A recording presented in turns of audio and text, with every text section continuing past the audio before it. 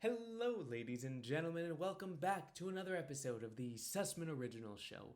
I'm your host, Joshua Sussman, and today we have Rokas of the incredible YouTube channel Martial Arts Journey. His own journey has led him to chase the truth and to question long-standing beliefs. After spending a significant portion of his life immersed in the more traditional, if not relatively modern, martial art of Aikido, he set out to discover the differences between traditional and functional martial arts. With a focus on pressure testing and critical thinking, as well as vlogs, interviews, and videos, his channel is not one you'll want to miss. So without further ado, on with the interview. Hey, Rokas, welcome to the podcast, man. Well, thank you for having me. It's a pleasure to be here. I like your studio, just from what I can see. Thank you. So it's nice to hear. Thank you for inviting me. Yeah, totally. I think it's really awesome what you're doing with your YouTube channel, Martial Arts Journey. And could you explain what it is for those who aren't super familiar? Right, absolutely. So I get that question sometimes because I officially call myself these days a YouTuber, but because Yeah. but that's because it is my primary source of income, aside from a few other things I do. But so when I say I'm a YouTuber, people are like, "Oh, so what's your channel is about?" And it's always a little bit of a challenge to explain. Mm-hmm. Depends on who I'm talking to as well. What language they speak in terms of like daily life. But basically, there's a bit of a short story which kind of sums it up. So I used to be an Aikido practitioner, a very devoted one. I practiced Aikido, which is a martial art based a lot on philosophy. I Mm-hmm. practiced it for around 14 years, 3 years as a living student, living in a school in Switzerland. Yeah. Yeah, Switzerland. And so then I opened my school for 7 years, which I ran. It was very successful, small city, but above 100 students. But then one day I realized, so that's where I started. My channel started as an Aikido tutorial channel Mm-hmm. because in the Japanese culture, it's not common. It's a lot about hierarchy. And I Mm-hmm. don't really care that much about hierarchy. So I was Yeah. like, but I know some of the stuff I can teach. Nobody does the videos. I might as well do those videos online, like instructionals, and in a very kind of a genuine, honest, I mean, just like simple way, not like pretending to be, a perfect person. So I did that. The channel became very successful. I believe it was like the third biggest Aikido channel in the world. Oh, But then nice. Yeah. yeah. I had success. I started getting invitations to teach seminars outside in other countries, but then one day I decided that there's a lot of lies in the Aikido world, and that's when I started questioning it publicly. And eventually, we'll see. Maybe we get into details later. It depends on what you want to talk about. But basically, the short version is that made me question my beliefs, my personal relationship with Aikido, and eventually I dropped my Aikido. I closed my Mm-hmm. school. I quit Aikido, and I decided I want to restart my learning process. And I started training more functional martial arts, such as Brazilian Mm-hmm. Jiu-Jitsu mixed martial arts, traveling pretty much like around the world these days, and documenting my journey on how I do that, alongside always emphasizing the importance of critical thinking, being honest with yourself, being honest with others, kind of Mm-hmm. always fact checking things. There's kind of a few different layers, but I think that's one way to introduce that. Kind of long winded, but anyway. Yeah, yeah. I mean, I feel like it's a pretty great explainer for everything you've been doing. Well, one of the places I always like to start at is the beginning. Uh, Right. so, so how'd you originally get interested in martial arts? It's actually a cool story. There is a story there. Sweet. So I grew up, actually, right now I'm in the same town visiting my parents where I grew up. It's called Panevėžys, a small city, the fifth biggest city in Lithuania, but they're kind of all small. But Yeah. they used to call it the Little Chicago Huh. because Chicago back in the day was not a very nice city I mean, not a very safe city, I guess. Yeah. The reason was because in 1989, Lithuania started becoming free from the Soviet Union. And when the whole government started being restructured, law was not very much like at the top of the game. Hmm. Uh, and many people use that to their advantage. I mean, bad people. Makes And Panevėžys, sense. right, it does. And my city, Panevėžys, was one of those hotspots for criminal activity. And I was still a teenager growing up in the 90s. And the kids of my age, they would copy the criminals, and they would really kind of just go hunting. Yeah. They would just go and pick up on, especially like hip hopper type of kids, which we were like a group of hip hopper kids and pretending to be hip hoppers, yeah, I guess. But then we were all peaceful. We were not violent at all. So those guys, they knew that they can beat us up, and we will not do a thing about it. But obviously, I did not like that. And at the same time, it makes sense, yeah. So, and at the same time, I was always interested in Japanese culture, samurai and whatnot. And a friend of mine once, and also martial arts, I was interested, but didn't practice until the day a friend of mine invited me to try Aikido.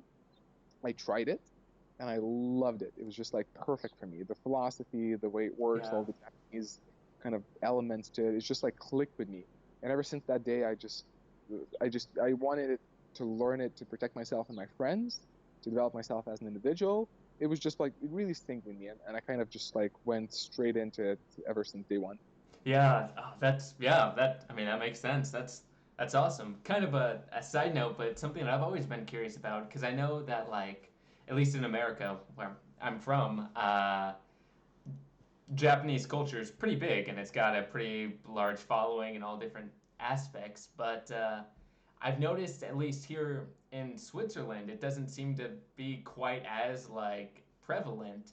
And so, was it more of like a situational thing, or was it something that you noticed more prevalent with, I guess, the youth in Lithuania? That's a great question. When I think about it back, well, Dragon Ball Z was around. That was popular. Yeah, yeah. Anyway, I think it was, I'm a big believer in follow your bliss. If you ever heard of the phrase, like No, Joseph I Campbell. haven't. Haven't? But It's yeah. really great concept. I'll make it short, but basically Joseph Campbell, famous writer back in I think 70s or 60s, he made this book called The Hero's Journey. Yes, yeah, I'm Okay, The familiar with Hero's it. Journey. So that's Joseph Campbell, Yeah. and that one of his concepts was that a hero must, and hero basically he meant every individual who's trying to fulfill his purpose, that a hero needs to follow his bliss. And bliss is basically that calling from life, which life kind of ingrains a seed in you of something that you just feel I'm not a supernatural guy, but kind of almost a supernatural, kind of like just an intuitive drive. You feel like that there's no rational explanation, at least for a while, but it drives you. It draws you towards that. So that's the bliss. Yeah. And Joseph Campbell suggests to follow that. And I kind of feel that was like my thing, because I was kind of a nerd. I did like, anime and video games, and that maybe made me interested in the Japanese culture. But at the same time, there was always something that just drew me. I was just like, I love that stuff. For some reason, I just love it. Yeah. But yeah, basically Lithuanian-wise, yeah, I agree. The Japanese culture is not so much around. It was more of a personal thing, and a few other friends, but yeah, I wasn't a mainstream guy, I guess. Yeah, totally. Did you have anything? Yeah, so when you were younger, what I guess were some of like the bigger influences? Like you said, Dragon Ball Z, but were there any other like movies, games, comics? Again, that's a nice question. There was a bunch. There's a anime called Samurai X. Okay. It's about a samurai who used to be a killer but turned good, decided not to kill and protect people. He has a scar on his face, and whoever knows the anime. But Is anyway, that the one with the reverse blade? Yeah, exactly. That's the one. Heard of it? Yeah. Okay. Yeah. And he's so I later when I look back, I realized I did have those figures. Many of them were fictional, but nevertheless, I realized only years later that what they possessed, it just drew me. Yeah. Like I wanted to have what they have.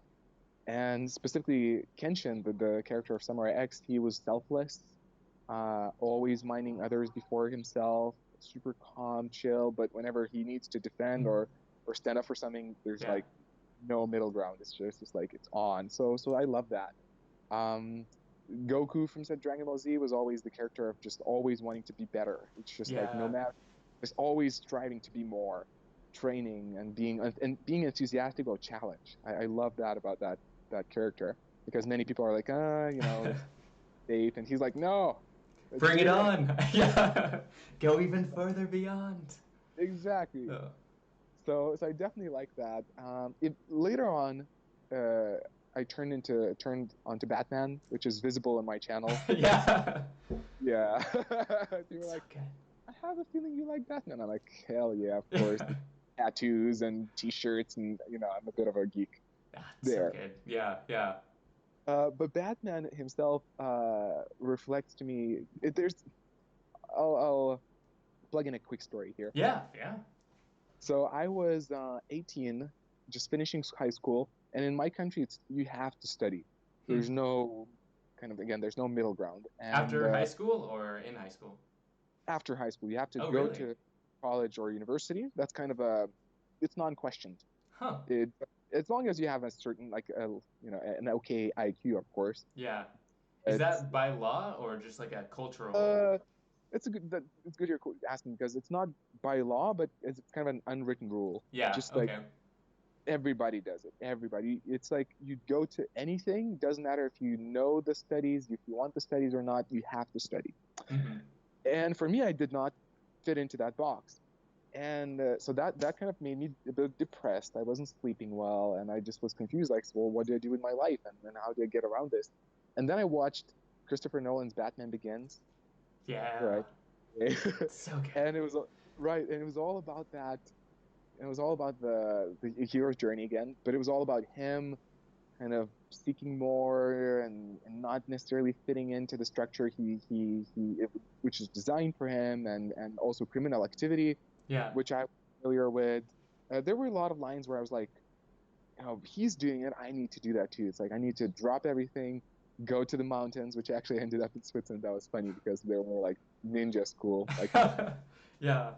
But eventually, yeah, I that gave me the strength and belief that I have to follow my path. And ever since then, I clicked with Batman. Mm-hmm. And basically, the character, when I started digging into his mythology, sorry, I realized it's all about discipline, one-pointedness, extreme, extreme level of will, power. Mm-hmm. So all of that is just like it reminds me of what I want to be. So those Yeah. three pretty big in my life. Yeah. I always think it's super fascinating how, yeah, just different forms of fiction can connect so well. I mean, I was a huge Marvel fan growing up and still am, but so for me it was Spider-Man. But yeah, I totally, uh, That's yeah, just super cool. It's nice you're saying that. I do say that to a bunch of people, especially when I meet people who are not into it, mm-hmm. and they're like, "Why do you like all these Marvel movies like Batman?" I'm like, and then the way I explain it is what you said. It's just Yeah. that I was always fascinated by that too. It's that the fictional character, we still it doesn't matter that it's fictional. We still resonate. It's still Yeah. there's familiar qualities which we kind of resonate with, and that reminds us, and that's I personally believe that's why Marvel is so big these days, Mm-hmm. and besides making good movies obviously, But but yeah. but I think at the same time it's everybody wants to be a hero of his journey. It's kind of an ingrained inherent part of us. And when we watch a good Spider-Man movie, a good Tony Stark, I mean Iron Man movie, Yeah. it reminds us that there's more to life. It kind of feeds that desire. And I always hope that people will go beyond just the the feeling of, oh, okay, I had a bit of my hero's kind of shot. Now I can just go back to my regular life, which it's okay, it Yeah. happens. But I do believe that we're inherently drawn to that because it feeds the memory and the urge to be the greatest version of ourselves that we can be.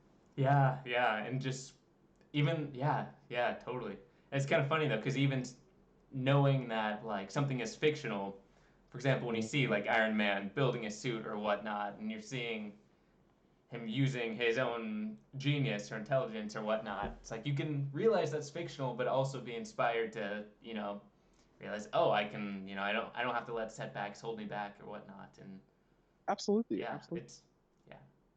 Yeah, and I agree, and it kind of happens on two levels. There's or you could say three. There's the conscious level of me recognizing that, which is great if a person can do that. Mm-hmm. There's also obviously the subconscious level, and kind of the mix in between. But I do believe that the subconscious, there's a few, I call them columns. Mm-hmm. There's a few columns in my life, kind of like essential theories or principles that I rely on. Yeah.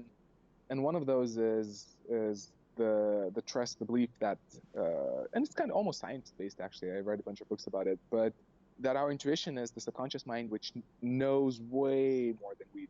It remembers everything we saw, everything we heard, and the rational mind cannot do that. But that intuitive mind is much faster, and it processes information faster, it processes more information, and it leads us to understanding more. And that's what people call the heart, or feeling. And that heart does understand that, I know this character reminds me that I need to do this, I need to do A, B, and C. But it just takes maturity to be able to connect the dots and bring it up to the kind of frontal lobe, to the conscious mind. Yeah, it's crazy. Huh. Yeah, it's yeah. Go Totally. ahead. You were about to say Oh something. yeah, I was just gonna say yeah. And so what was that like? I guess so. After you trained for a bit in Lithuania, you ended up moving to Switzerland and training there, right? So what was that like, making the leap? Or It was big and it was interesting. To begin with, as I mentioned, you have to study in Lithuania, and I did not. I chose not to, and oh that yeah, so you just completely absolutely. I actually came up. I thought a lot about it a lot, and I call it the big war, the great war between me and my parents. mm-hmm. Obviously, they're great parents. I love them. Very intelligent, very mature, but obviously their concept of what happiness Mm-hmm. is based on they used to be based on the regular model of what people do. And so they couldn't understand, why the heck would I not study, and why would I go to Switzerland. Yeah. And for about 2 years it was a back and forth. I would be like, you know what, I'm gonna do this, and they would be, but what about this? And I'm like, shit, really, what about then I would think about it for 2 weeks and come back, but what about what, if that happens, this is going to be like that. And then what about that? And eventually 2 years later, I summed up the courage, and I came to the war was won when I came up and I said, you know what, I don't want to live my life not doing something I really want to do just because you told me so. Mm-hmm. And I realized that basically that I'll better fail miserably and know for the rest of my life that that was not a good decision, but Mm-hmm. I want to do it. I want to have it on my own, and then I will be like a servant to my parents and do whatever they say.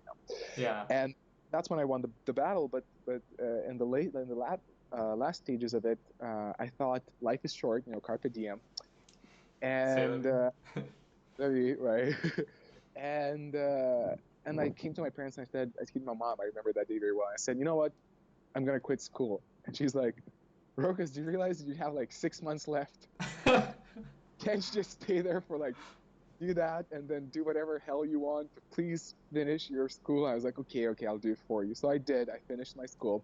But then right after, I found a program, Aikido program, because I already loved Aikido, and I knew I wanted to be an Aikido instructor mm-hmm. for years. And everyone emailed, and they accepted me. And I moved to Switzerland initially for 3 months and lived Mm-hmm. it was kind of very much movie-like. It's kind of a Japanese type of building. I mean, the dojo and all this. There's a sensei who's wise and questions you and gives you guidelines, and there's all the training, and you live in a small tiny area and all that stuff. It was really, really kind of, again, movie-like. Yeah, idyllic. Right. Yeah. And so I spent 3 months, then I made a break, and then I committed to staying there for 2.5 years until I will become ready to open my school. And the experience itself was very profound.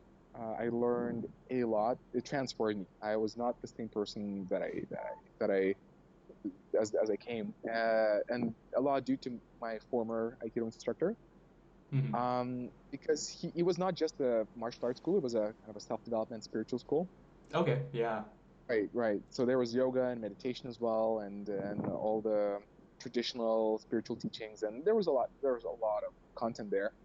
And my sensei back in the day, he was I would it was kind of a regular guideline, but we would say to him as students what we want in our lives, our greatest vision, our greatest passion. Mm-hmm. And whenever you would not walk your talk, he would mentally kick your ass. Yeah. He would show you, like, do you realize that you said you want to do this and you're doing the opposite? And that's challenging. Yeah, yeah.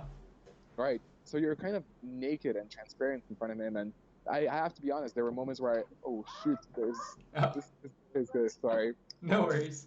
I have dogs in there. Oh, nice. Hey, pesky.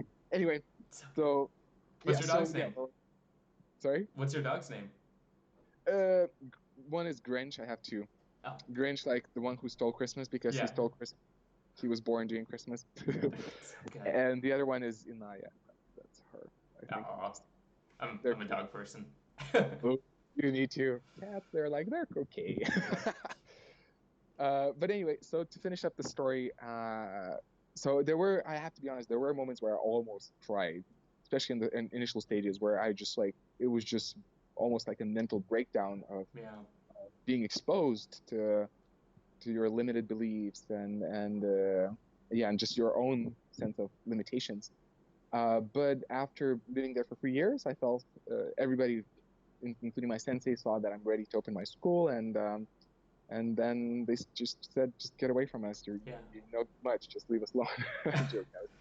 But he blessed me to open my own school. So yeah, Yeah. that was life changing, of course. Yeah. How was it like running your own school?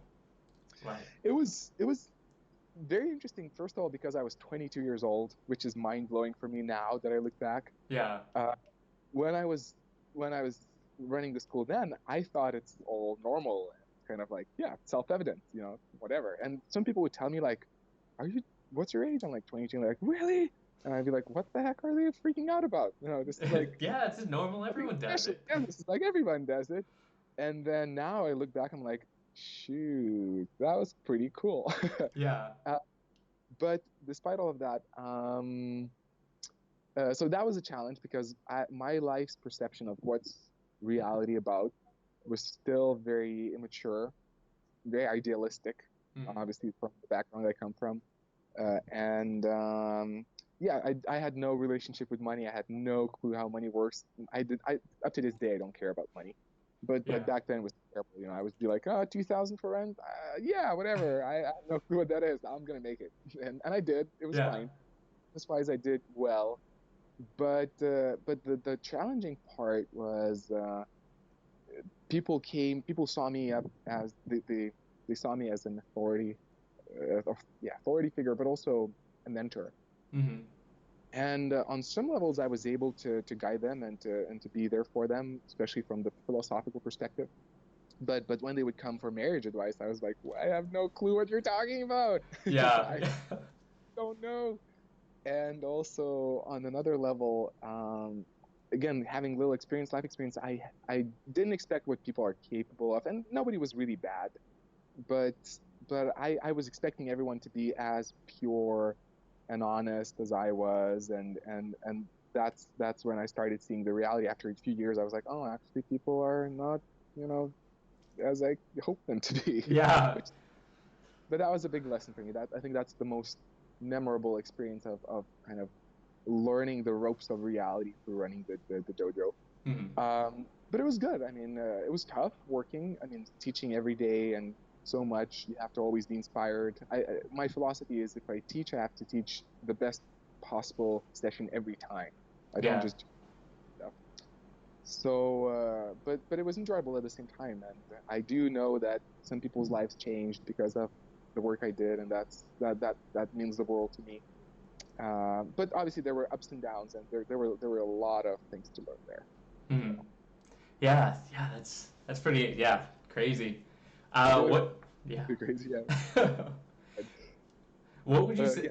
say were some of the kind of tangential, but what would you say are some of the biggest mistakes people make when they're choosing a martial art to pursue? Of course. Yeah. It's a great question, especially in the sense of the my public work that I do. Mm-hmm. I talk a lot about that direction in martial arts. It's just a very good question to really hit the nail on the head. So the answer is fairly simple, but Einstein said, if you can't explain it in a simple way, that means you don't understand it well. Yeah. So, so basically, it's all about expectations, I'd say. Mm-hmm. It's about knowing the biggest mistake is not it's kind of a two-parter. So one is not knowing what martial art, not knowing what you want from a martial art, not being clear, coming with a vague intention, and which is okay, but that can just lead on a downhill kind of a ride if you're not clear. So that's one side, and the second one is not able to assess well enough whether what you're searching for this martial art really gives you. So kind of not having a critical mind and sincere and honest mind from early stages of your practice. Quick explanation of why I'm saying that, or an example. So many people start martial arts for self-defense. The honest truth is, if you dig enough down that rabbit hole long enough, you will know soon enough that martial arts and self-defense are two distinct, different realms. They're related, but people don't get it that self-defense is not just about consensual fighting. It's not, what did you say to me? And it's like, yeah, you and me, let's fight, or whatever. Self-defense is it's a lot about psychology. It's a lot about assessing the situation, knowing where to go and where not to go, how to handle your posture, verbal de-escalation, non-verbal de-escalation. There's so much, and that's self-defense. If you get that down, 99% chance you will never need to use your palms, fists, and teeth and whatnot. It's good, of course, but then martial arts, they teach physical skills which derive oftentimes from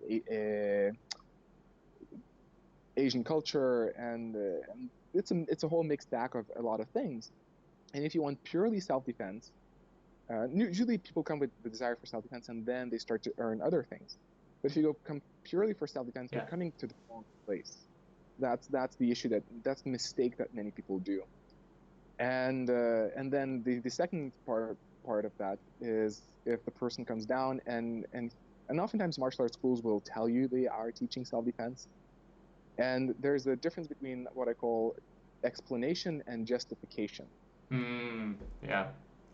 So that happens in all sides of life, and I mean in all aspects of life for many people. But in martial arts, it's when let's say there's an ancient Japanese move which was designed to fight against a certain Japanese weapon 500 years ago, but nobody knows that anymore. I kind of forgotten.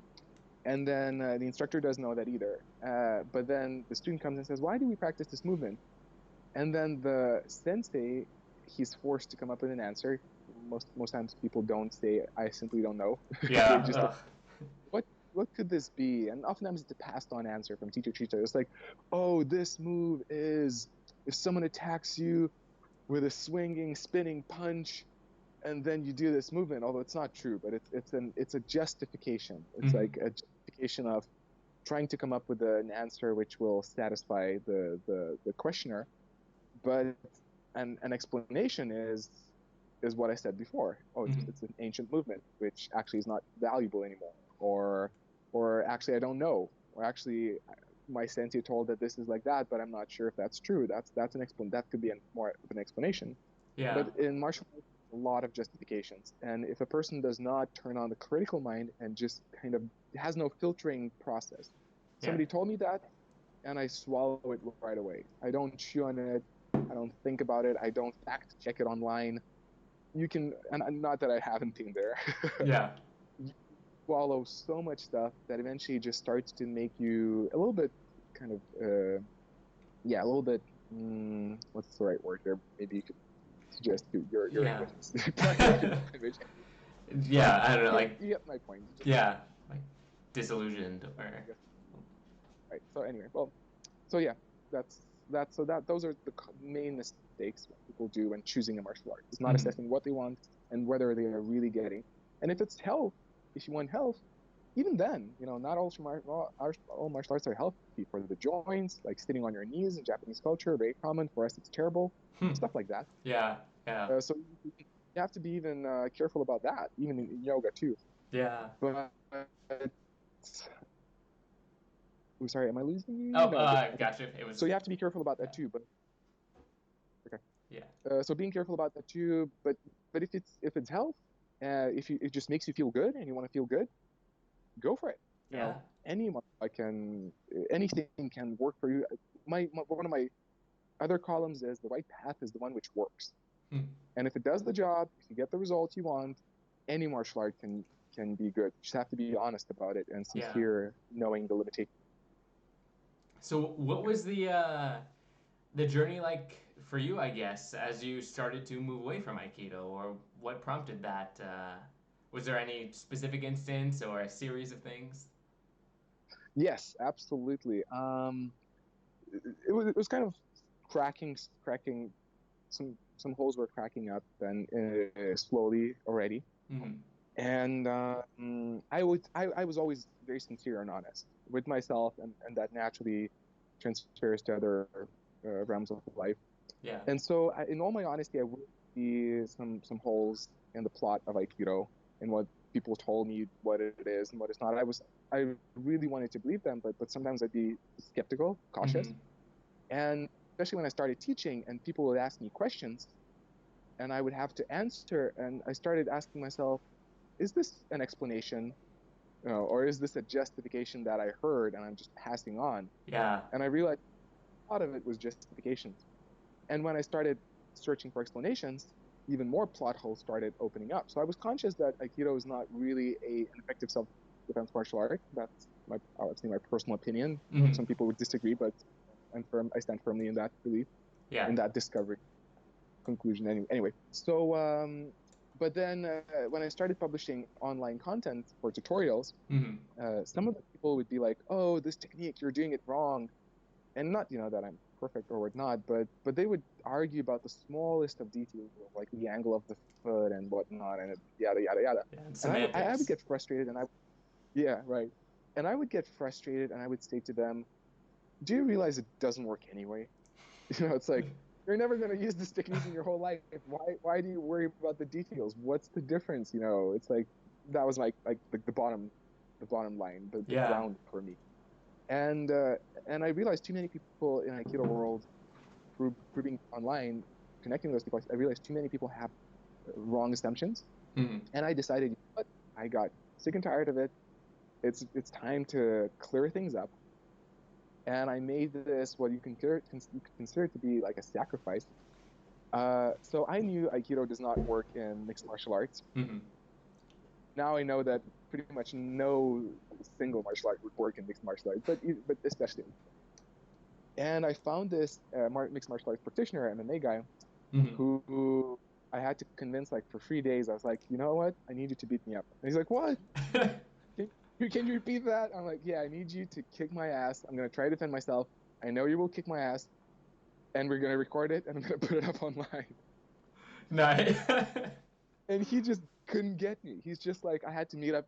Somebody recommended him. I asked around for a nice MMA guy who Yeah. would not beat the crap out of me, but would be, kind enough to spare me on some level. Yeah. And one person recommended me that person. And then I was like, let's meet up for coffee. Let me convince you. We have to do this. And he was like, up to the last moment, he was like, what the heck are you doing, man? But she's like, okay, you really want this? Okay, we're gonna do this. Yeah. And so we recorded my most watched video up to date. It's right now it's 2.7 million. Yeah. Oh, sorry, you broke up for a second there. Uh, And uh, oh, one sec. Oh, there you go. Okay, you're back. All good. are we okay? Yep. Are we good? It was a little broke up for a second there.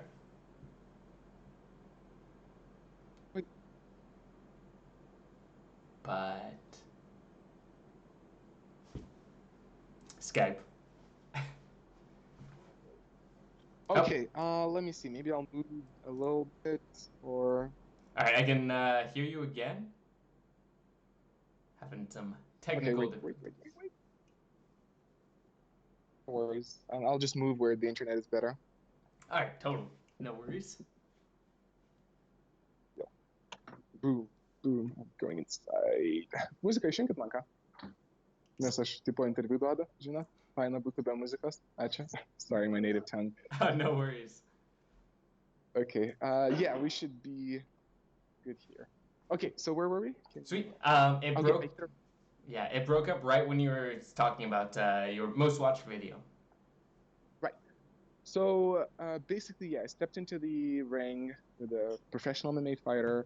He was kind enough to not kick my ass badly, but it was clear that I'm helpless, and I Yeah. knew that that's going to happen. That was, and even in the video, I specifically used the word, "I will sacrifice myself to show everyone that Aikido does not work in MMA." And I was like, at that day, I was like doing Aikido for 12 years, 3 years as a live-in student, Yeah. traveled the whole world with famous masters, ran my own school. I mean, in my opinion, you could not, say that, oh, your Aikido sucks because, you haven't practiced. Yeah. And people say that. That's their justification. But nevertheless, I was like, I'm not some random guy. And yeah, so I published that video. Mhm. And initially I thought everyone will hate me. I thought, obviously, Aikido people will not be happy that I'm showing that, representing Aikido in that way. Yeah. And also, I thought MMA guys are going to make fun of me, of like, look, you suck so bad. So I was ready to take the heat. But for me, I mentioned truth, honesty is just way more important than anything else. Mhm. And I knew that I will not be able to live my life without doing this. It's just I Yeah. have to, no matter what's the cost. And that was a risky move because, Yeah. right, especially when I was running a professional dojo at that day, and I did not know how will my students respond to this. I Yeah, mean, and so your dojo is still up and running at this time when you published that first exactly, video.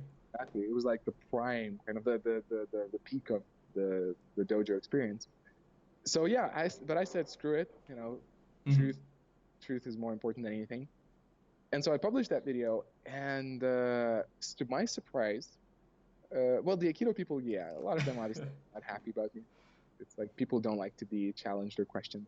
Yeah. But the MMA world and everything that's related to it, they celebrated it like really like quite something. And I Mm. did not see that coming. They were like, Huh. "This is awesome, man! You're doing such a great job." And despite me looking like a baby, I don't know, being beat up by a grown up person, uh, nobody gave me crap about that, especially from the MMA realm. But they actually respected me for that. Mhm.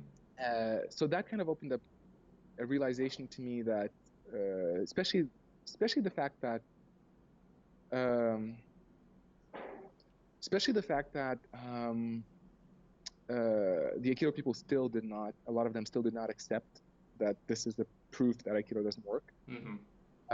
I realized I need to keep digging into this direction. Yeah. And the MMA people, just their support opened up a lot of doors. A lot of people connected to me and said, you know what, I've been through this path. I can help you out. Let's chat. And it really just, yeah, opened up broad doorways. And I realized this is my hero's journey. I have Yeah. to, my life is inviting me to explore this subject. I have the power to do this. I have the means to do this. I'm the right person for it. Yeah. I never practiced MMA. I practiced Aikido for my whole life. It's hard to find a more suitable person.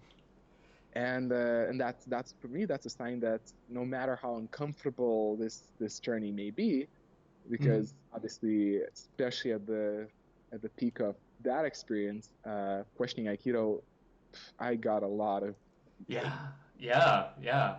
And I mean, it's Of never easy to learn to let go of something, especially when you've dedicated that much time.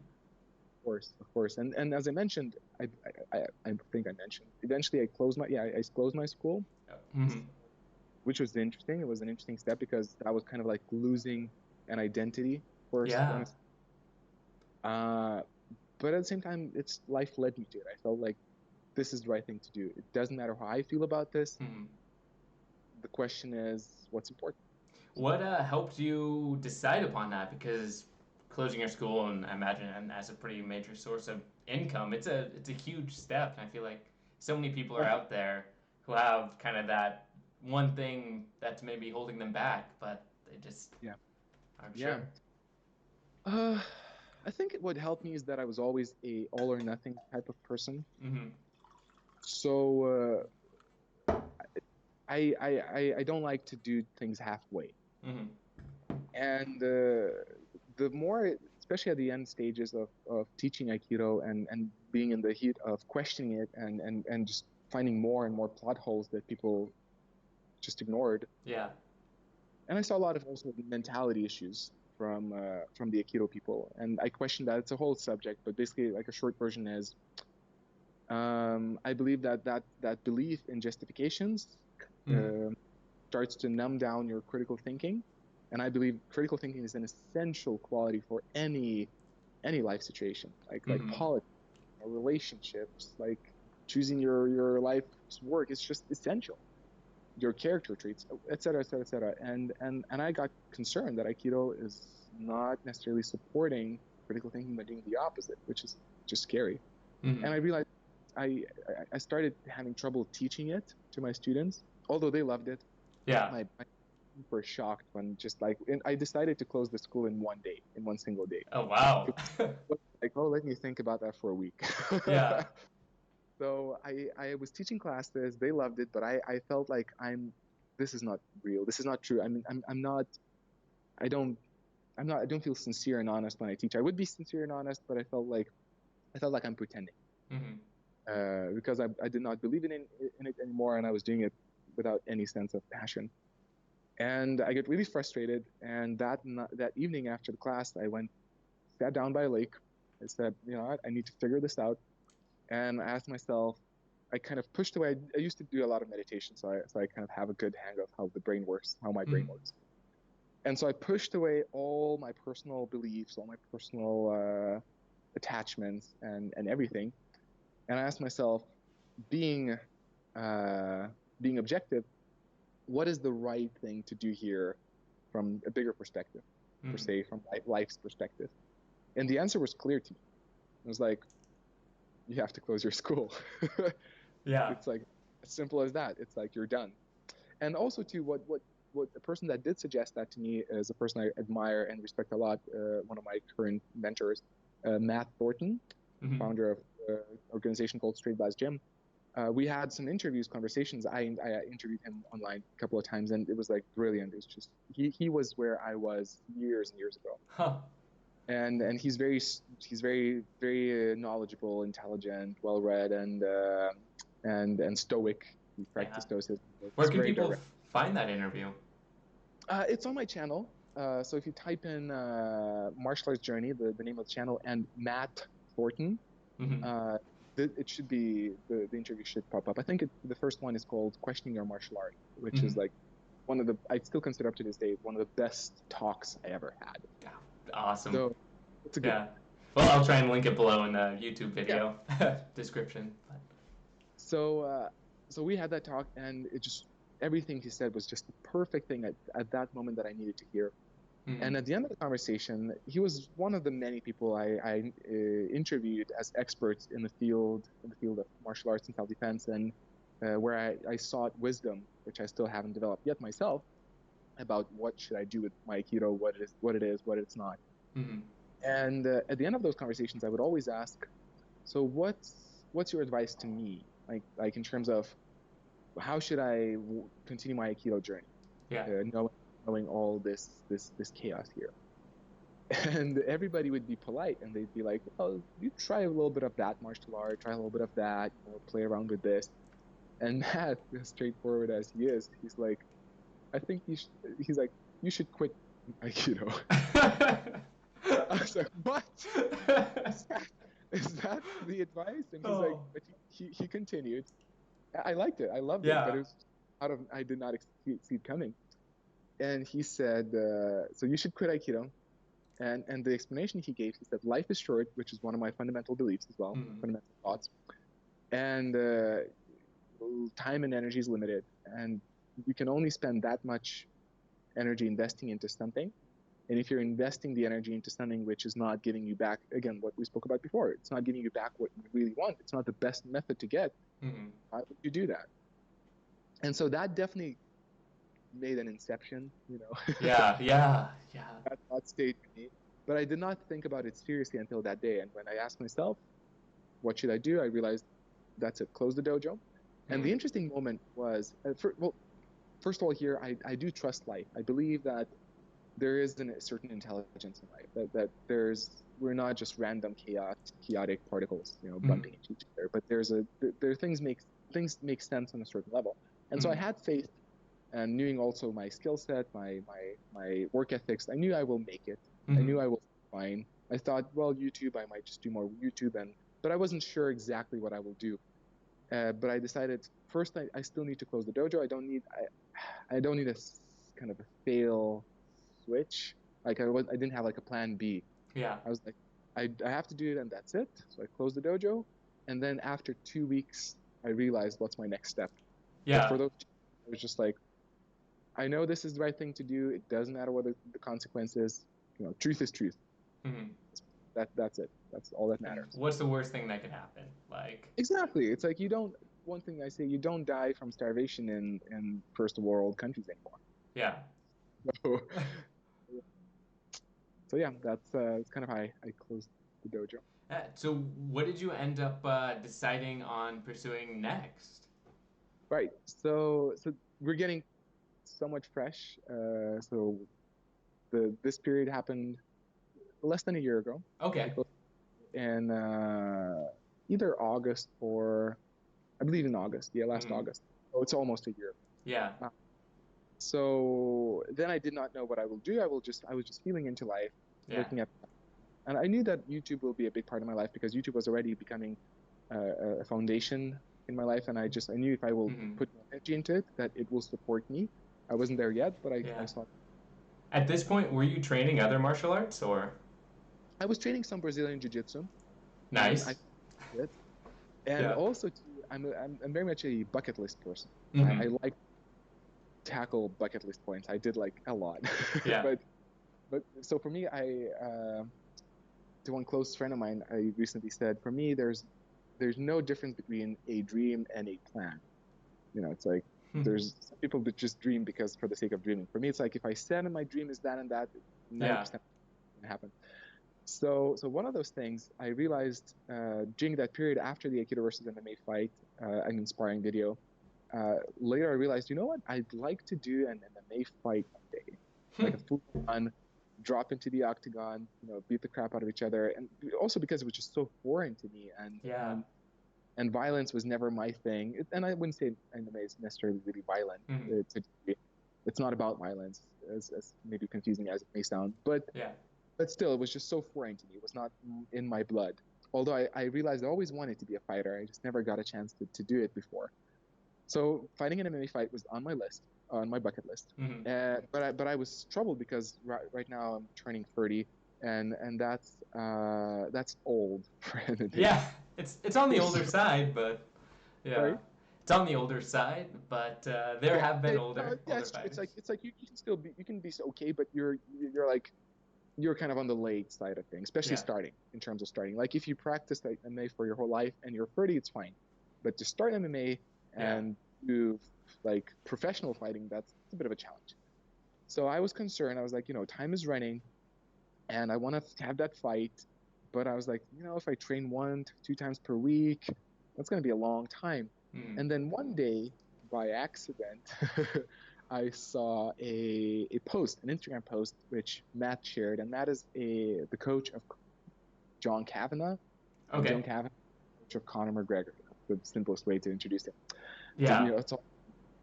So John Kavanagh. Yeah, so he's the coach of John Kavanagh, who's the coach of Conor McGregor. Yeah. Yes. So John Kavanagh is one of the best top MMA coaches in the whole world. Yeah. And he posted a post which Matt shared about a program called Wimp to Warrior.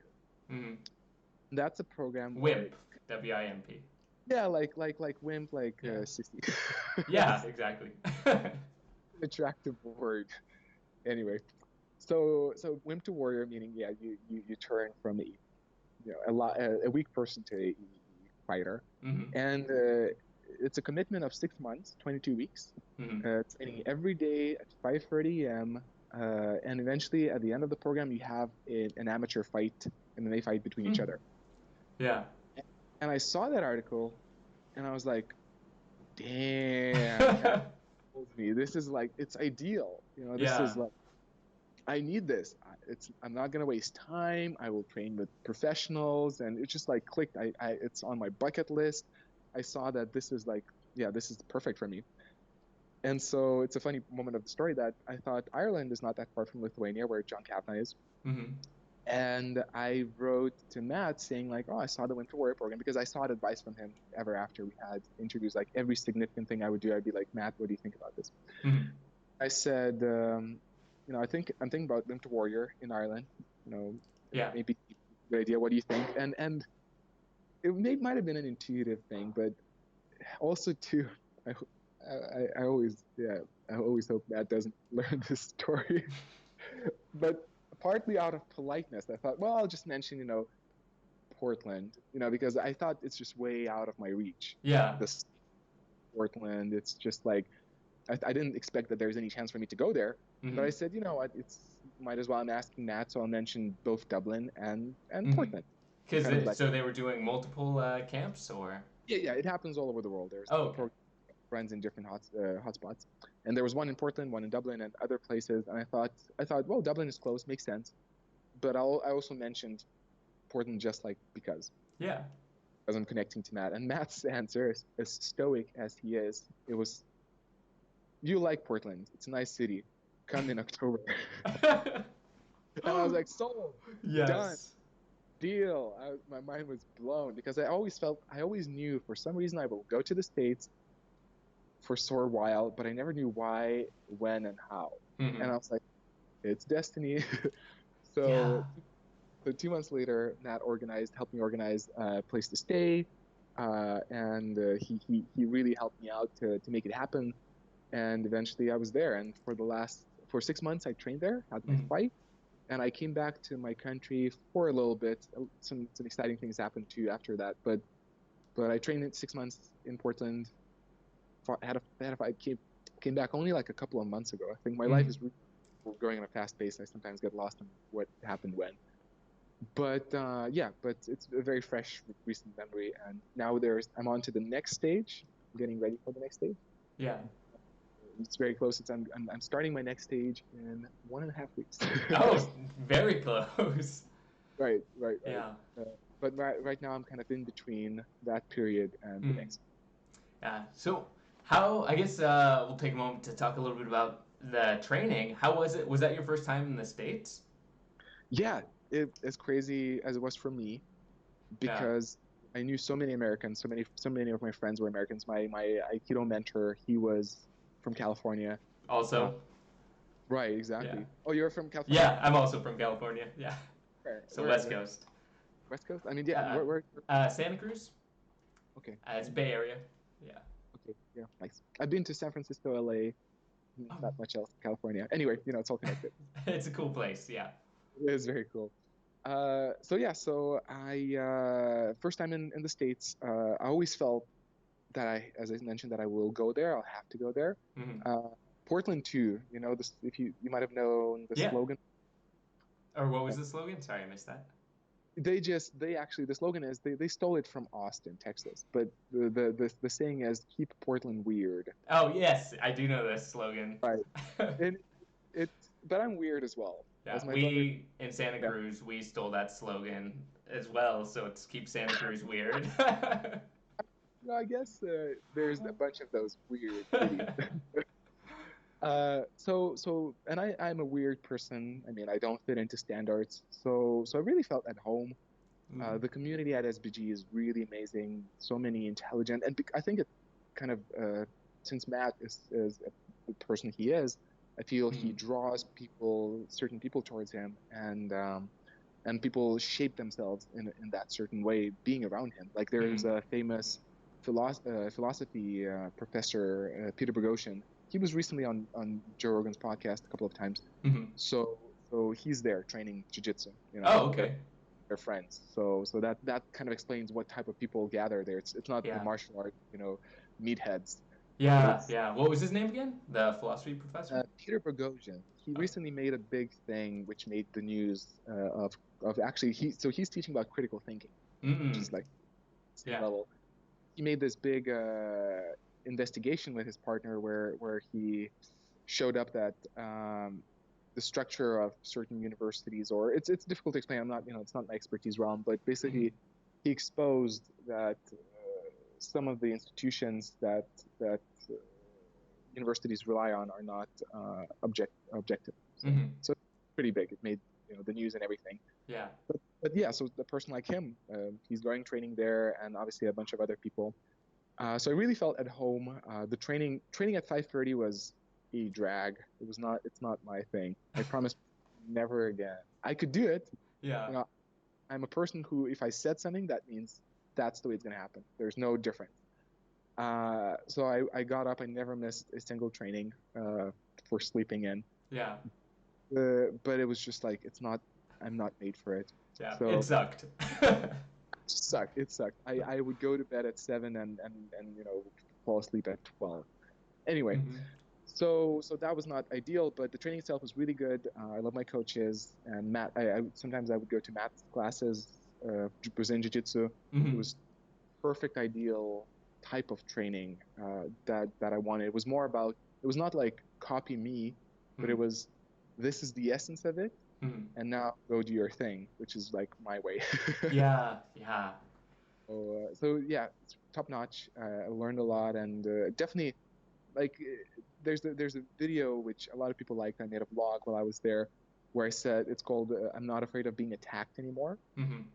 and it was really true because when I did Aikido, I always knew that in the bottom of my heart that I'm not a capable fighter, and Hmm. if things go down, I would do my best, but I don't know what's gonna happen.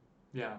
And after training in Portland, I realized you never know. There's never guarantees. Nobody's invincible. There's many circumstances, but that definitely gave a lot of confidence of, you know what? I'm punching each other's faces with guys who know how to punch. Yeah. What's that a person who has no clue how to fight can do? Yeah. So it definitely transformed me on many levels. And the last thing I have a feeling you might be interested in that part as well.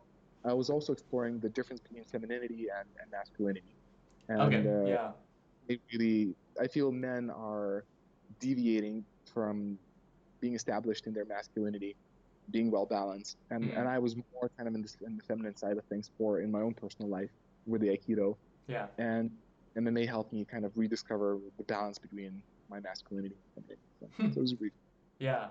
Yeah. And I feel like there's a something I'd love to touch on would be there's a really interesting misconception I feel like going around with martial arts and MMA and the idea that it is violent and attracts violent people. And it's something that, I mean, I was fairly surprised because, for me at least, for those of you who don't know, I've been doing Brazilian Jiu Jitsu for about 6 months now, so it's Woo, awesome. good Thank you. job.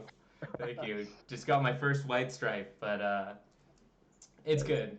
But one thing that really shocked me was the variety of people who are the place where I train, and then just looking online and seeing some of the types of people, whether it's like Lex Friedman, who's a fascinating individual, or I don't know, I'm just thinking like Russell Brand, or who just got his blue belt. Just Oh, all, yeah, it's kind of fun, but just a wide variety and cast of characters whom you wouldn't associate with doing something like that long term. But absolutely. yeah, Yeah. It's a great subject, and I'm very happy meeting people who are aware of that because, as you said, uh, the the what's the right the stereotype mm-hmm. is what you said before. It's meatheads, violent people, and Yeah, it might have been like that maybe back in the day when MMA started. I mean, obviously, not everyone wants to get, and in Brazilian Jiu-Jitsu, there's no face punching, yeah, but if uh, MMA is still kind of the top of the example of real level of intensity of yeah physical altercation mm, in a consensual way. But then yeah, not everyone is up for getting punched in the face or punching into someone's face and kicking and it is there's a certain level it does relate to violence in some mm-hmm. way. And so initially, until that was developed, obviously there's a big chance certain people were attracted to that, and maybe Mm, they developed that first image. Plus, people don't like blood, and yeah, boxing you don't get that much blood because you have those big gloves. Now, on the other hand, bare knuckle boxing, which is right now on the rise, yeah, people consider that to be just brutal. Although statistically, it's much actually it's not the right word, but I'll say, okay, I want to say healthier, but actually safer yeah, than MMA. And MMA is actually safer than boxing yeah, huh, because yeah, because of head trauma. Because Yeah. in boxing, you have those big gloves. They protect. So the gloves, it's a common misconception. The gloves are not there to protect the head. Hmm. It's there to protect the knuckles. Huh. So Yeah, you because could our hands are actually pretty fragile. Like, exactly.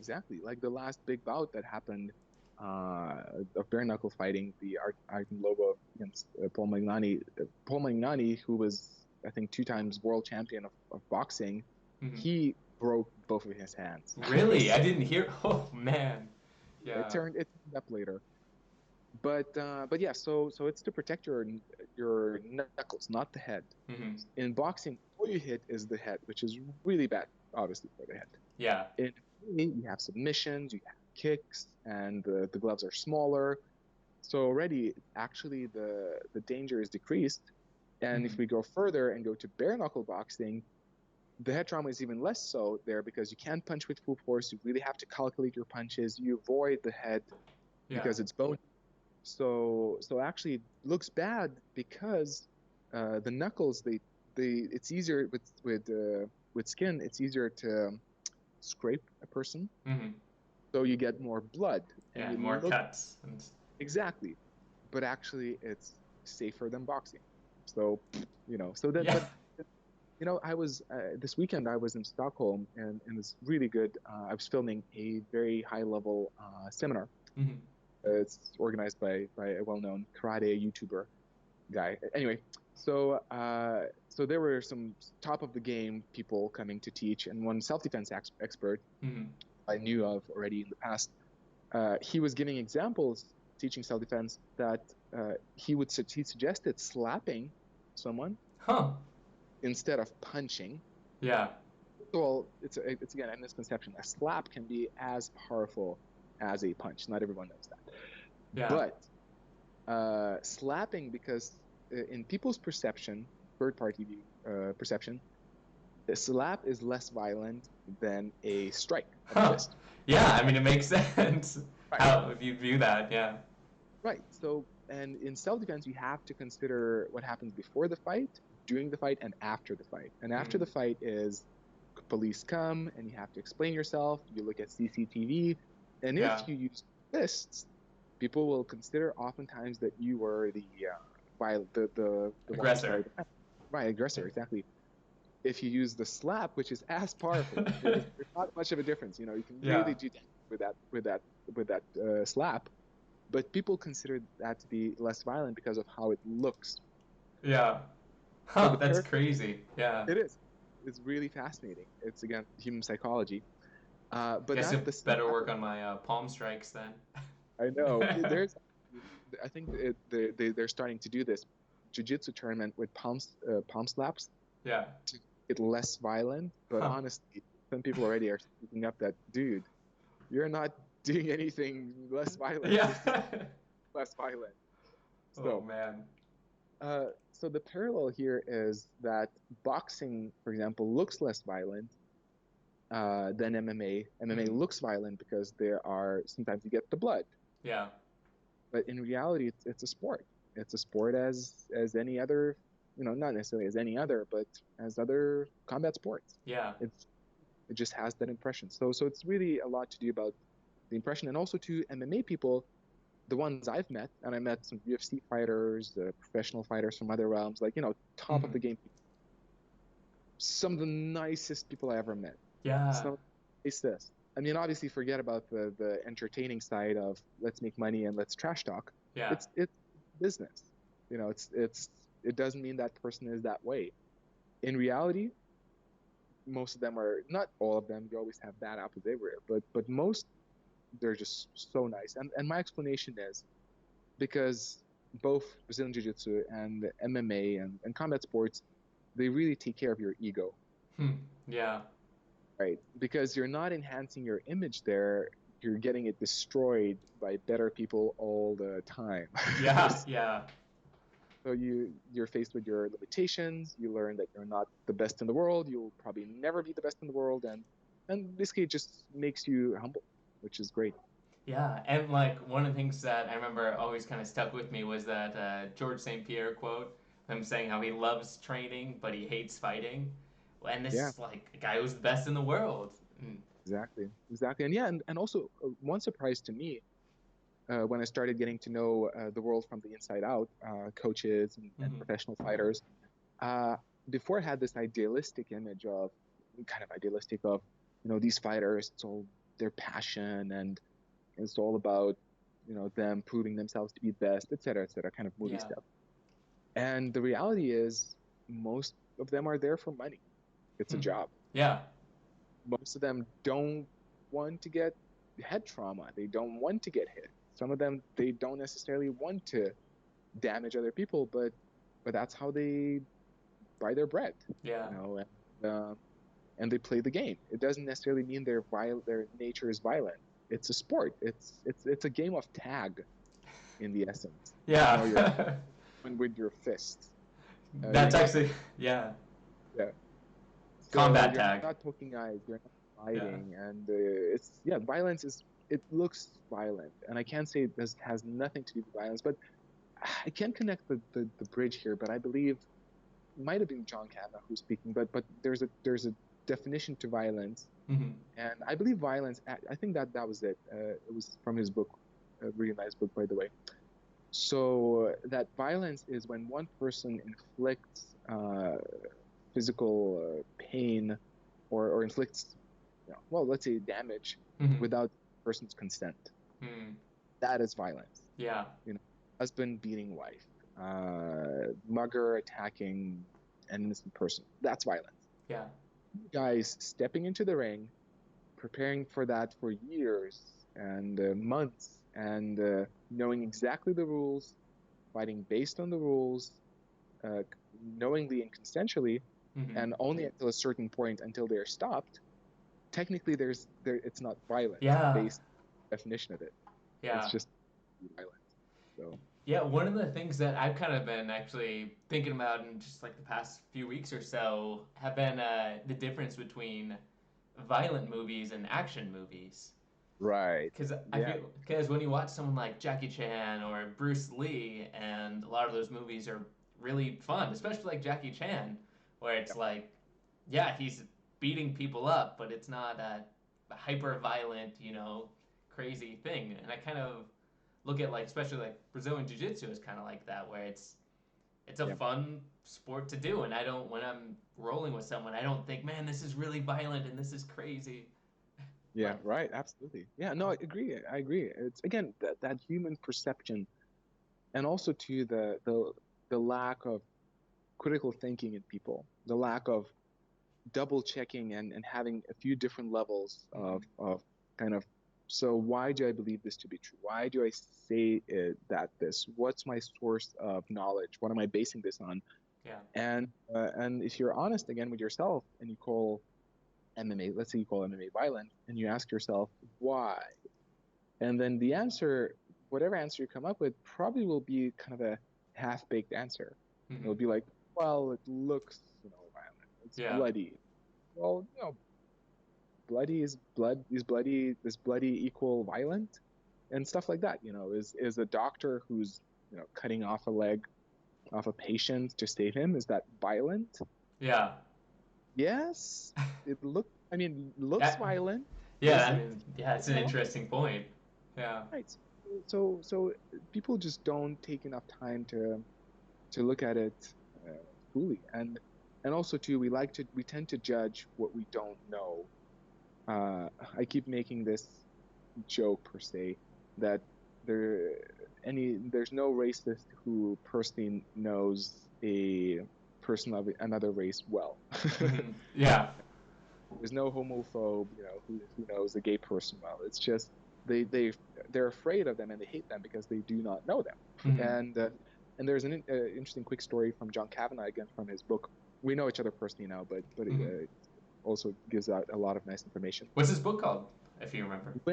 Win or Learn. It's, by the Win way, or good. Learn.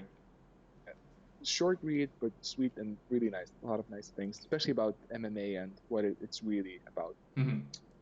So in his book, when he's in MMA from the beginning days. He's in Mm-hmm. MMA actually before MMA officially exists, before the first UFC. Yeah. Oh, actually, yes. I'll make sure I correct this mistake. He's there from the very first UFCs. But Okay, he's yeah. something like MMA beforehand. Anyway, the thing is, early stages of MMA, and politicians in Ireland, they're not happy about MMA events happening, and they're like, this is violent, we have to stop this. And I believe the story was that John invited a politician, high level politician, to the gym who was opposed to MMA, Hmm. to see how it actually looks from the inside, to get to know the fighters, to get to know Yeah. about MMA. And after her visit, apparently she became pro MMA. She's Yeah. like started supporting it, but that's because beforehand she had no contact whatsoever with the thing that she was judging. So Hmm. Yeah, and it can be so easy to just view something, and especially when you don't have a good understanding of it, just completely misjudge it. And so that's something that I found, because I was someone who, I wouldn't say I was like super opposed to MMA, but I wasn't super interested because I viewed it as, yeah, it's too violent for me. It's too yeah. crazy. But now, as I've come to learn like different moves and whatnot, what they're actually doing, and one thing that, I mean, of course, correct me if I'm wrong, but one thing that was kind of crazy was that when you have this idea of, for example, mixed martial arts, and you think, oh, martial arts going up against each other, you think like kind of wushu, spin, crazy flips and stuff. And Yeah. then when you watch the UFC and you don't really see too much of that, you think, well, what's going on? And isn't that due in part to just not wanting to telegraph what you're actually doing? Mm-hmm. It's hard to give a simple straight Yeah. answer there, but in terms of like using the, so again, I'm thinking like what's the shortest way to answer this, Yeah. because it's a big subject. It's kind of, again, what my channel is about, which is great you're making that connection here. So the probably the shortest way I could say that is, a lot of the stuff in traditional martial arts, I Mm-hmm. call them traditional. My definition of traditional is martial arts which are reliant on tradition, Mm-hmm. certain flows, certain traditions, certain words, and usually they are Asian. And like boxing is not very traditional. There's not many traditions to boxing. Just, Mm-hmm. there's some, but not the core structure of boxing. For martial arts like Aikido, remove the traditions, you'll have a hard time calling it Aikido anymore. So Yeah. traditional martial arts, they were stylized in a big way, Yeah. and oftentimes they are practiced without a resisting opponent. Mm-hmm. So meaning without a person who really tries to prevent you from doing what you want to do, and even create harm. This has probably been done that way to prevent danger, injuries, maybe some other reasons, but Mm-hmm. obviously had the reasons. But what happens then, if when you don't have a resisting opponent, you can make up the best looking techniques, and everybody can look like Jackie Chan if nobody's attacking you, right? I Yeah. mean, not everyone does, but that's the idea. And when you get an attacking opponent who really is not letting you do what you want to do, the truth is most of the stuff which was stylized actually does not work. Mm-hmm. It's just not designed for it. It's Yeah. it's it's artistic. It's like you would, I don't know, dance salsa, and using salsa try to beat a person who's fighting against you. It's not designed for it. Although salsa people could, say, oh, we're doing salsa martial art, whatever. Yeah. It make it martial art, Yeah. It becomes an artistic expression. Of, right? so. Which many martial arts are. Actually, they are that. Mm-hmm. Not to say none of it works, but part of it is like kata and karate, Mm-hmm. or the wushu, the kung fu, tiger, and Yeah. whatnot. It's against a person who knows how to fight and is intent on doing damage. And you might have seen, there's this Chinese guy. Yeah. Uh, uh, Zhu yeah, Zhegang? yes, Yeah. yes, yes. I think that's the right name.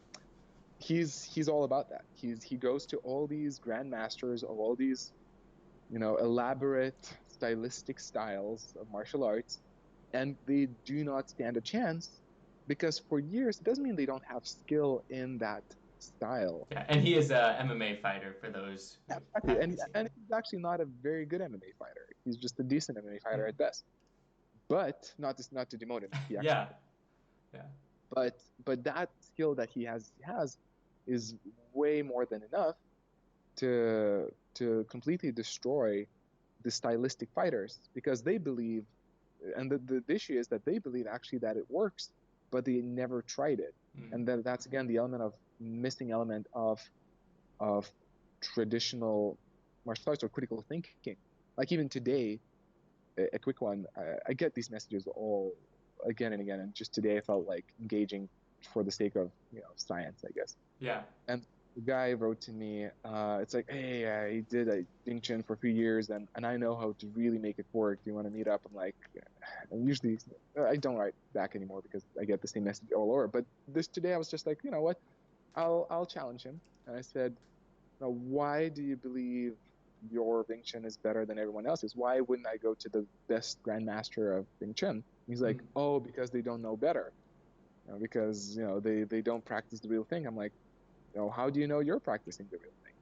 Yeah. And he's like, oh, and he's trying again, justification start, stuff that I don't even remember because it doesn't really make sense. It's elaborate mind twisting game to make himself to be self-righteous in a way. And but eventually, yeah, he's like, no, I know how these things work, and the real masters of Wing Chun wouldn't stand a chance against an MMA fighter. I said, how do you know that you would stand a chance against an MMA fighter? Did you ever fight one? He's like, no, I don't have to.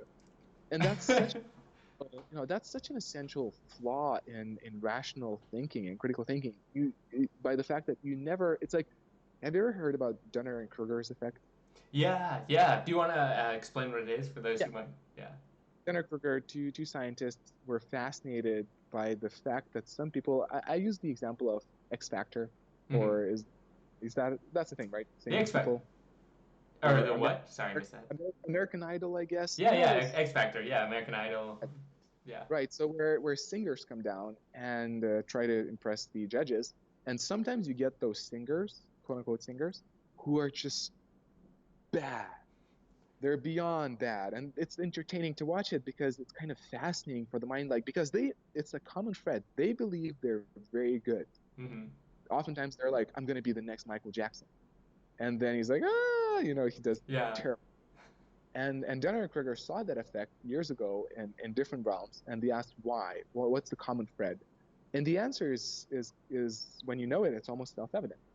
Yeah. The answer is that those people do not have a kind of a value or judgment system for quality of that realm. Yeah. So I don't know anything about singing. That's why it's easy for me to believe I'm a good singer. Because I have no clue. I don't know what's good or bad singing, or how do you define it. And if my girlfriend says you have such a nice voice, I may come to a conclusion that I have a nice voice. Or I listen to myself, it sounds good to me. That must mean I have a good voice. Yeah. And then you go to American Idol and you suck. The same thing applies to martial arts, where people never fought in their lives, never sparred with an MMA person, never rolled with a jiu-jitsu person, but they come to believe for some reason that they would kick their ass. Yeah. It's ridiculous, but that's the way some people work. So. Yeah, and I mean, and that's one thing that I think like Brazilian Jiu-Jitsu is a great example of. If you want to see just how truly helpless you are, go to a free session, like all gyms have them, and roll, and you'll see.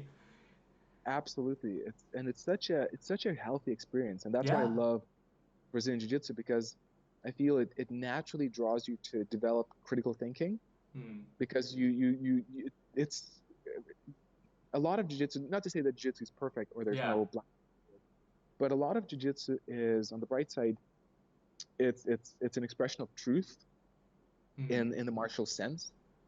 If you have an idea that something will work and it doesn't work, you will be fact-checked very quickly. It doesn't work, it doesn't work, right? Yeah, it's pretty binary. Right, exactly. And if it works, it works. And so you quickly start to realize that there's no subtle truth to things in a way. Yeah. Truth is, it either works or it does. Not to say that there's no things in between, but that's kind of the direction. And yeah, so as you said, like when you come to jiu-jitsu school, especially like I was living in Portland, renting a room from a high-level, world-level Brazilian jiu-jitsu competitor. Yeah. and super cool guy, one of the coolest people I ever met. But it was funny to spend my nights there in that room. He's in another room, and I would sometimes entertain myself by thinking and imagining that if he would want to come down to my room and kill me, there's nothing I could do about it. Nothing. Yeah. He could strangle me and kill me by in 10 seconds, in 5 seconds. And it's a Yeah. fact. So that power is really incredible. But that person, and that person also knows that there's there are better players than him. He's better than some, but he knows that it works because he's done it for thousands of times, and he choked out and submitted thousands of people. That's how you know that you know.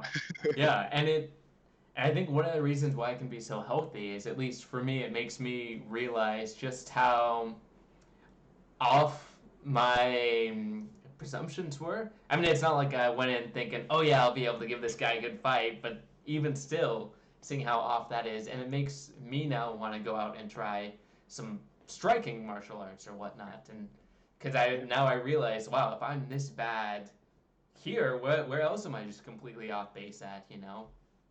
How do I know? Absolutely. Yeah, yeah. So And that also points me to one of the columns, that, as I call them, yeah, uh, of exposure. yeah, yeah, That's that's one of the things I always strive to make sure that I have plenty of in my life, is being exposed. Like I was always, for example, I guess it's an okay example, but I was never, for example, opposed to homosexual relationships. I never saw a problem. yeah, But the time I met a homosexual person, I was like, what do I say to him? How do I act? I was like, I just didn't know what to say when I realized that person is homosexual. I was like, how do I not offend him?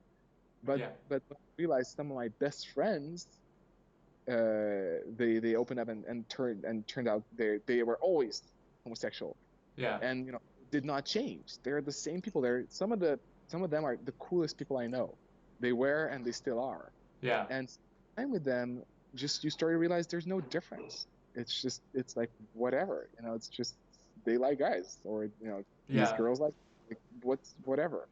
But then you get that it's not only a thought, but it's an experience because you hung out around them. Same with racial yeah, differences. You hang out with certain different minorities, or you expose yourself, as you mentioned, to martial arts. You try it out, and you start to feel as it transforms your understanding. And I yeah, feel it's so healthy to expose yourself to things, especially the things you have limited beliefs about. Try it out. Be yeah. careful. Don't lose. Don't go to a religious cult and become a Yeah. believer. Don't do drugs, kids. Exactly. Don't do drugs. but exposure on a healthy level is just essential. And Yeah. martial is an example of that. Yeah. Are there any, or what are some resources that have really helped you? Hmm.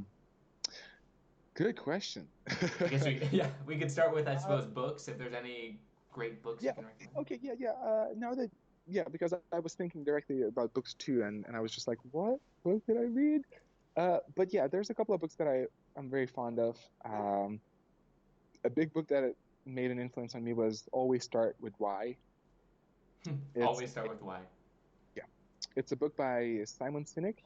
He became famous after writing his book. Mm-hmm. It's for business people primarily, for people who run businesses, but it talks about the importance of questioning, like not forgetting the reason you started your business for, Mm-hmm. because people, based on him, and I agree with him, too many people folks start to focus later on at how and what. What's my product? How do I deliver it? And they forget the why, and it's a huge mistake. Yeah. So that book, reading it, I started thinking, what if I apply this to other realms of life? What if I ask myself, so why do I need this? Why don't I need this? Why do I believe that? So Yeah. that was influence. And then he spoke a lot about Steve Jobs, Mm. and that led me to read the book of Steve Jobs biography. By Walter Isaacson? Yes, that Nice. one. It's such a good book. I just loved it, and ever since then, I fell in love with the legendary, Steve Yeah. Jobs. Yeah. Yeah. And he was such a critical thinker. he was like an extreme version of critical thinking. He was Mm. just like, he did not take bullcrap for the truth. He would question everything all the time. Like, I love the story where he and his wife, for like a few days or a week, all the talking at the dinner table was which washing machine to get, a European one or an American one.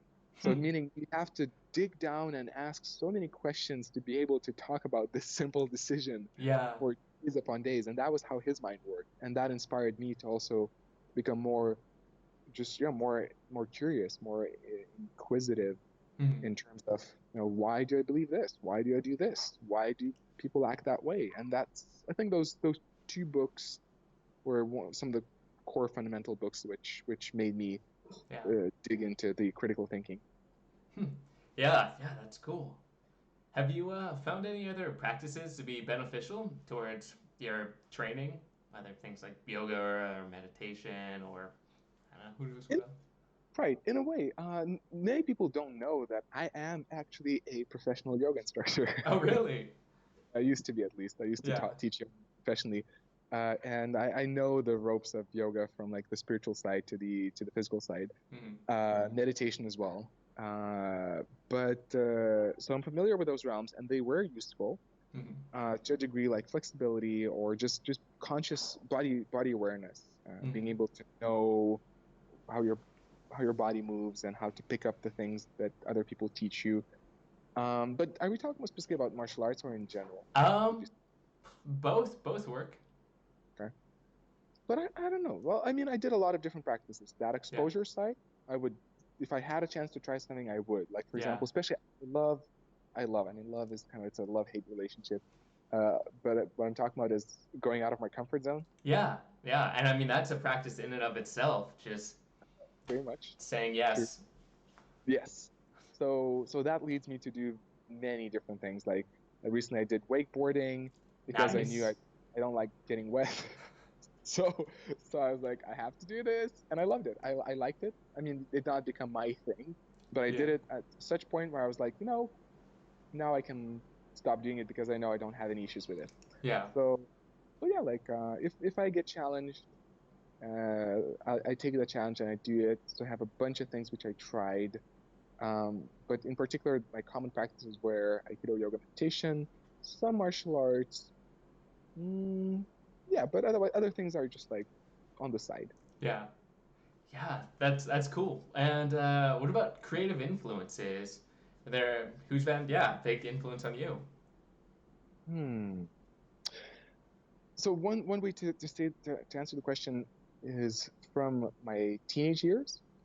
I Mm. read, that's how I survived when I knew that I'm not fitting into society, and I did feel like I have a greater calling. I did have that sense of urgency, and to kind of feed myself, feed my inspiration, I would, back then internet was not really there, Yeah. so I read every article that I could get about people who have achieved what they want to achieve. So it was a big thread for me, and I wasn't necessarily in particular stuck with one particular person, but I would always search out for people who made it and take them as inspiration and as an example. So there were like many, many, many. Obviously, my Aikido sensei was influential. We fell out. It's a whole other story eventually. Mm. But in the initial stages, in the initial years of him being my teacher, it was a major influence, major change. People that surrounded him as well. Now I really highly look up to Matt Thornton, the coach I mentioned Yeah. from, Yeah. and we're not necessarily like a student teacher. We're becoming more as friends who have common interests, which is just a wonderful experience. But nevertheless, despite that friendly relationship, I still look up to him, and I'm like, I want to spend more time with him, so I would gain what he has. Yeah. And also too, I'm looking up to John Kavanagh right now. So I'm.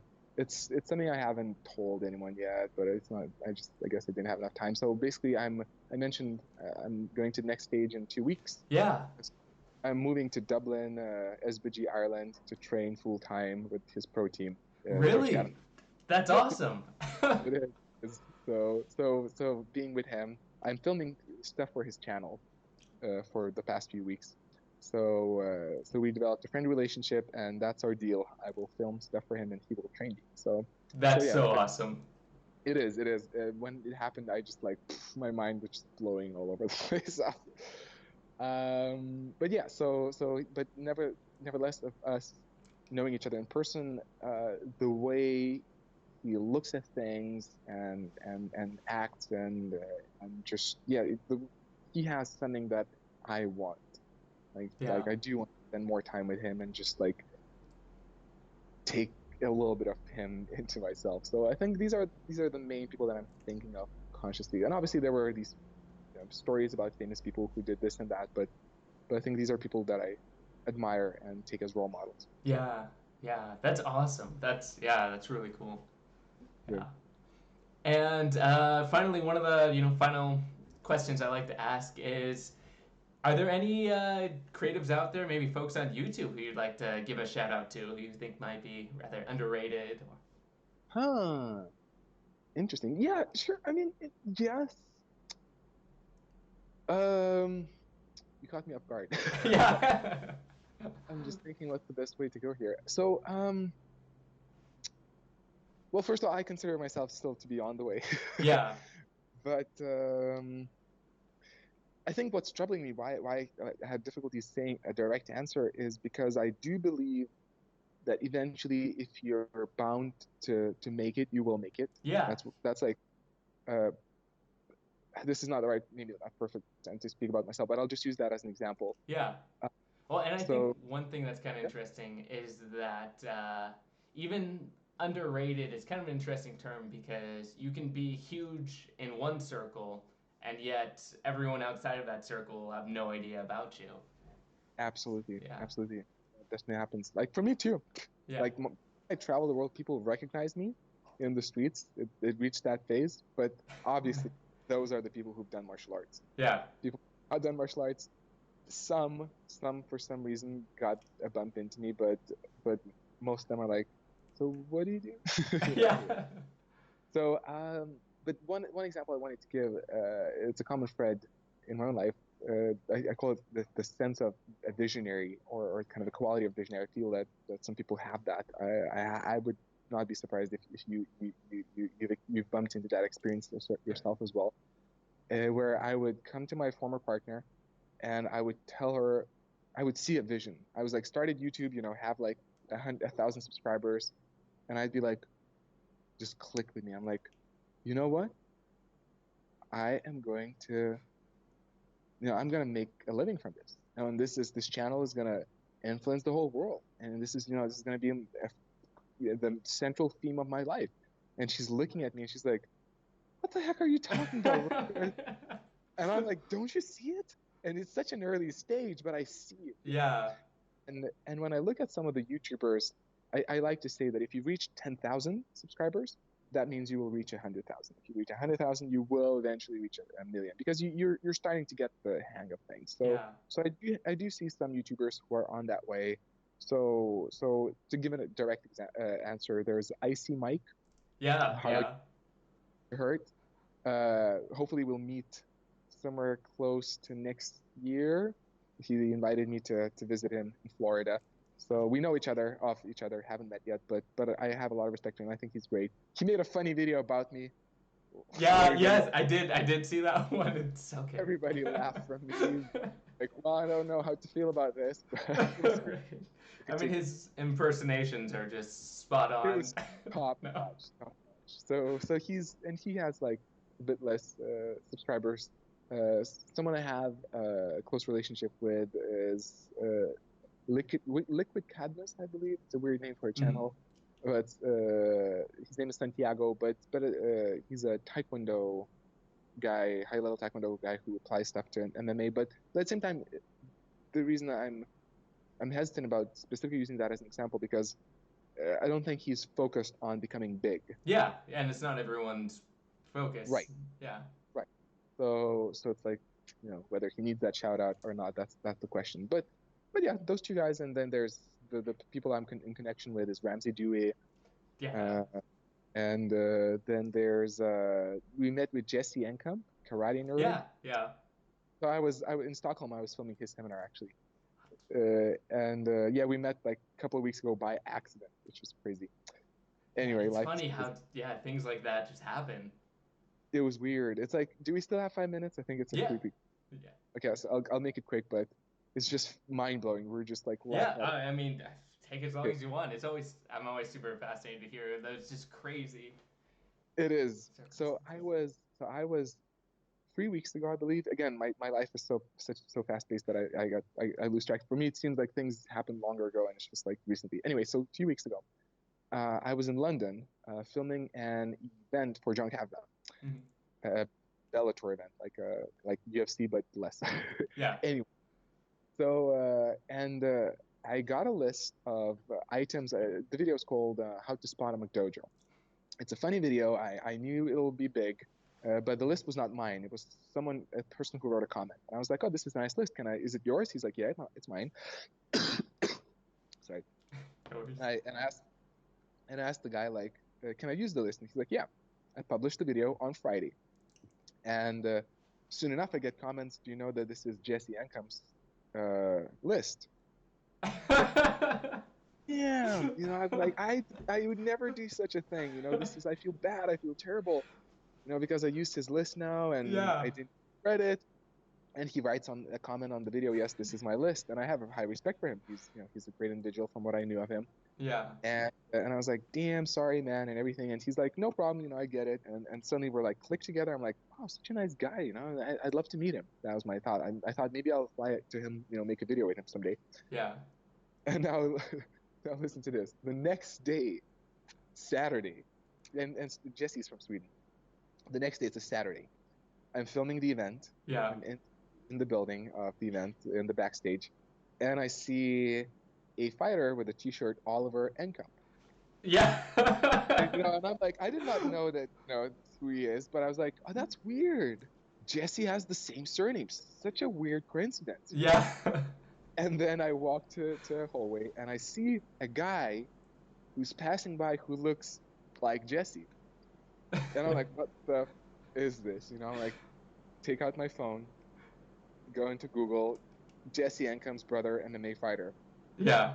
Enkam. I was like, that's Jesse. And Yeah. I come down to him, I find him out, and I'm like, Jesse? He's like, oh yeah. Like, I'm the guy who just stole your list yesterday. And he's like, he got it, but he couldn't believe it. He's like looking at me. Yeah. And and I'm like, yeah, yeah. Like that list yesterday, the video, and he's like, no way. And so we decided to get a coffee together. We made a video, like a recorded video the next day. And as we were talking, just laughing out loud from what happened, Yeah. what a coincidence to meet the next day after bumping into each other online in real life in a city we both don't live in. Yeah, Um, that's it's just bizarre. yeah, It's it's just so funny. Yeah. and then the last part of it is he tells me, he's like, do you film these events often? And recently I get like gigs, like people ask me to film this and that. I'm like, yeah, yeah, I do this on and off. Mhm. And he's like, actually in 2 weeks. And later he told me, we're again laughing there again. He told me that apparently it's a really high level event that he's organizing the whole weekend, top notch. And then the only thing he had everything ready. The only thing he was actually stressing about, he did not have a camera guy. Oh man, yeah. And he's like, "Can you come in 2.5 weeks to Sweden to film my stem?" And I'm like, "Yeah, sure." Yeah. And bam! I just a few days ago I just came back from that. It's just like weird, Oh but man. I got to know him. He's really, really a nice person. He's like one of those people from the capital letter. Yeah, yeah, that's so cool. Yeah. Yeah, it's pretty crazy. Yeah. So yeah, he's a good guy. And Aikido. The last one I wanted to mention is Aikido Flow. We know each other as well. Mhm. Personally, they're from London, but I think they are not publishing actively content these days. But Mhm. they we were always we're like sister brother channels, and Yeah. they were a bit further away from me, and they first reached 100,000. Uh, sorry, so they reached 100,000 a few months ago. I'm still getting there, but they're very cool. So That's awesome though. Well, yeah. Well, thanks for coming on, man. That was super Thank you. rad. I would ask, so what's next? What we just heard, and that's super exciting. It Um, is. It is. It yeah, is mind blowing. yeah, Even to myself. Sometimes I stop and I'm like, really? yeah. Is this possible? Like, what the heck is this? Am I in a video game or something? Oh man. Anyway, So, it's so where can people find you? so yeah, Martial Arts Journey. That's the name of the channel. I'm. Oh yeah, yeah. I have to plug this in. I'm doing my best to. I decided, you know what? I'm not an Instagram person, but I have to make it. Yeah. Reasons for that, I won't get into it. But I was like, I need to start getting into Instagram because I have 500 followers on Instagram and closing into 100,000 on YouTube. So I'm like, it's like you mentioned, like one realm you dominate. I mean, you're good at one realm and you suck in another. Dominate. Right. So Instagram, Rokas Leo LT, one word. Follow me, people. I need more followers. Yes. Anyway, so otherwise, I don't know. I don't. I'm a simple person. I don't worry about money, so Hmm. so I just live my life, publish a video here and there, and so I don't have any like super website or something. Yeah. Kind of You can everything is find on his the masterclass at no. right. No, I'm saying you can find his masterclass. Right. And also, don't forget to buy that. No, I'm joking. So Martial Arts Journey should do the thing. Sweet. And then, what's a great starter video of yours that you'd recommend if someone's just tuning in, curious? Sure. Huh. Damn. Well, I guess the Aikido versus MMA was the shifting video for my life, and it was an influential video Hmm. in the whole narrative. It was the turning point, and you can see the turning point happening. So if somebody's interested in martial arts, the conflict between functional martial arts and could say traditional martial arts, it's a good video to watch. It's a bit of a jumping in straight to the point, and you don't see what happens after, but that kind of gets you on the martial arts journey starts there basically. So you Hmm. watch that video and you're like, oh, so what happened next? What happened next? What happened next? And then you get along the way. But the only other thing I'd say, there's a few videos which are, I would call them video essays. Hmm. It's a video where I'm not physically, I mean, I'm not there. I just voice over a subject like a script. Hmm. And there's a bunch of them where I try to summarize what I learned through my explorations. And those might be fun to watch to kind of get the idea of what's happening. So, Yeah. Yeah, totally. Well, thank you so much for coming on, and pleasure. it's very Absolutely. exciting to see what's happening in the next few weeks. Definitely. So, yeah, thank you for having me. I mean, you're obviously a very cool person to talk to. So, that's such a pleasure Thank you. anytime. Yeah, yeah, totally. I might just take you up on that. uh, Of course. And where do you live in Switzerland, by the way? I'm in Zurich. Zurich. Yeah, so Okay. also if you're ever in Zurich, Ooh. totally. Yeah. I thought about revisiting Switzerland. I have some memories, so I was just curious. But last question I want to ask: Yeah, yeah. how come you ended up in Switzerland? I ended up getting married, so my wife is Swiss. Uh, And yeah, we met in America, and so just it made more sense to come here, and I'm pretty flexible, so nice, why not? very But cool, very cool. but yeah. And yeah, well, Oh I'll no, no, just sorry. What was your? Yeah, yeah. Can carry on. get some information myself. And Yeah. so, is podcasting one of your like like fundamental types of work, or? Well, it's something I've been wanting. So for me personally, it's something I've been wanting to get into for ever now, and it's Yeah. I'm I'm trying to Is think it how to put it. an early stage, or What? is it an early Yeah, stage, so we're or? at a yeah, so it's a pretty early stage, Yeah. but I'm finally realized, you know what? I can't juggle 20 things at once effectively, so time to prioritize what I actually want to do, and podcasting is one of those things. Nice. Well, I do sometimes interview people here and there. It's not my main thing, but Mhm. from my personal experience, when you're open and you explain your intentions, it's always I'm sure you have that experience already. It's easy. It's not that hard sometimes to get cool people to join you on a talk. But why I'm saying that, if you ever need someone you want to reach and you're having a hard time to reach, let me know. Maybe I can help out sometime. Yeah, So totally. Thank you, man. Thank you. of course, it's always And nice to. of course, everyone listening, go check him out. Martial Arts Journey. Subscribe, like, comment, and Instagram. Yeah. Yes. Oh yeah. What was your Instagram handle again? It's Rokas Leo LT. Sweet. My name, beginning of surname, and LT is for Lithuania. I might change that. Anyway. That makes sense. All right. Well, thank you again, man, for coming on. And if you ever need anything, And when should I expect to listen to it? Oh yeah, this will be up in about not this Friday, but the next Friday. Nice. Yeah. Very cool. Well, I'm sure I'll get a message, but I'm just curious. Yeah, definitely. Cool. Right. Yeah, let me know the links. I'll share them, on my Instagram. No, I'm joking. I'm everywhere. Cool. Yeah. Well, cool. Pleasure. Pleasure is all mine. We will be in touch. Yeah.